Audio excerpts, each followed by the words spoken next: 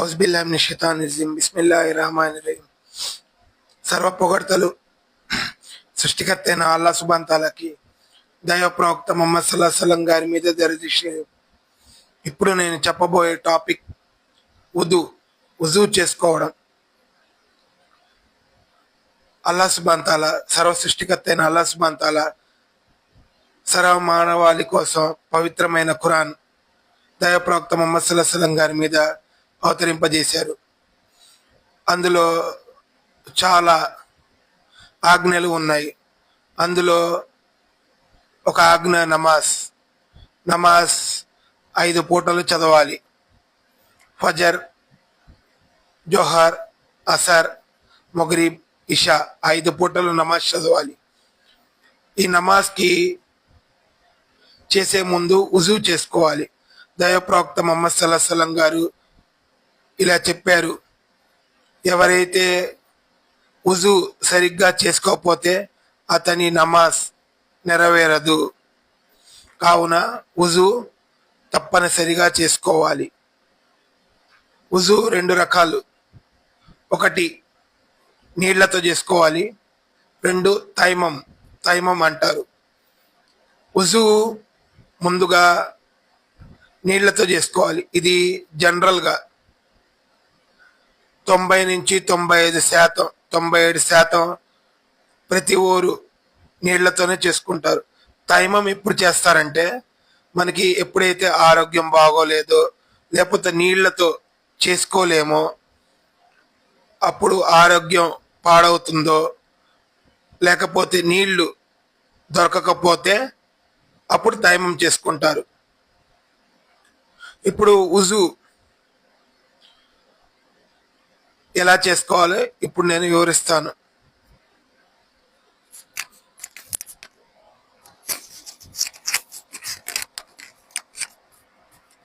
ముందుగా నియత్ అనుకోవాలి, ఉజూ చేసుకుంటున్నానని.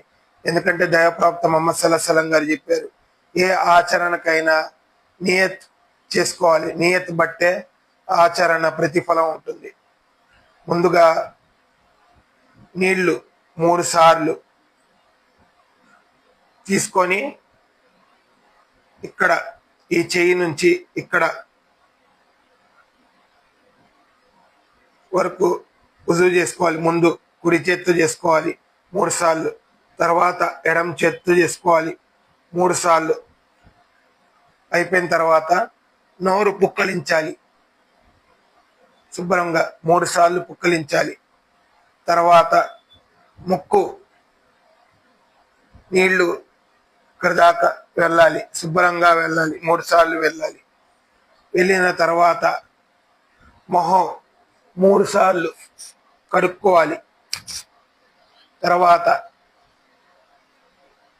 ఇది ఇక్కడ నుంచి ఇక్కడ మోచేయి వరకు, ఇక్కడ వరకు 3 సార్లు కడగాలి. కుడి చెయ్యి 3 సార్లు, ఎడమ చెయ్యి 3 సార్లు. తర్వాత నీళ్లు ఇక్కడ ఇలా, మళ్ళీ వెనకాల చెవులు ఇలా చేసుకోవాలి. మొత్తం కడగాలి, వెనకాల ముందు మొత్తం అన్నీ శుభ్రపరచుకోవాలి. తర్వాత ఇదైన తర్వాత కాళ్ళు ఉన్నాయి కదా, కాళ్ళని మొత్తం శుభ్రం చేసుకోవాలి. వెనకాల అరికాళ్ళు కూడా బాగా క్లీన్ అవ్వాలి. ఇది 3 సార్లు, ఇది 3 సార్లు చేసుకున్న తర్వాత దైవ ప్రవక్త ముహమ్మద్ సల్లల్లాహు అలైహి వసల్లం గారు చెప్పారు, ఎవరైతే ఈ దువా చదువుతారో ఉజూ చేసుకున్న తర్వాత వాళ్ళకి స్వర్గంలో 8 ద్వారాలు తెరవబడతాయి. అష్హదు లా ఇలాహ ఇల్లల్లాహ్ వష్హదు లా షరీక లహ్ అష్హదు అన్న ముహమ్మదన్ అబ్దుహు వ రసూలుహు. ఇది తప్పక చదవాలి. అన్నీ మన ఇప్పుడైతే ఈ సున్నత్ ప్రకారం చెప్పానో నేను, అలా ఉజూ చేసుకోవాలి. ఏ అవయం కానీ నీళ్లతో తాకలేదో మనం మిస్ అవుతామో అది రేపు జహన్నం అంటే నరకాగ్నిలో వెళ్ళి వస్తుంది. కావున మనం జాగ్రత్తగా ఉజూ చేసుకునేటప్పుడు జాగ్రత్తగా చూసుకొని చేసుకోవాలి. రెండోది తైమం అన్నాను కదా, తైమం ఎప్పుడు చేస్తారో చెప్పాను ముందుగానే. తైమం అయిన తర్వాత మనం ఒక మట్టిని తీసుకుంటాం, శుభ్రమైన మట్టిని తీసుకొని దాన్ని దాన్ని తట్టిన తర్వాత మొహం మొహం ఇది ఉంది కదా, మొహం మొత్తం ఇచ్చేసుకొని తర్వాత ఒకసారి 2 సార్లు అయిపోయింది.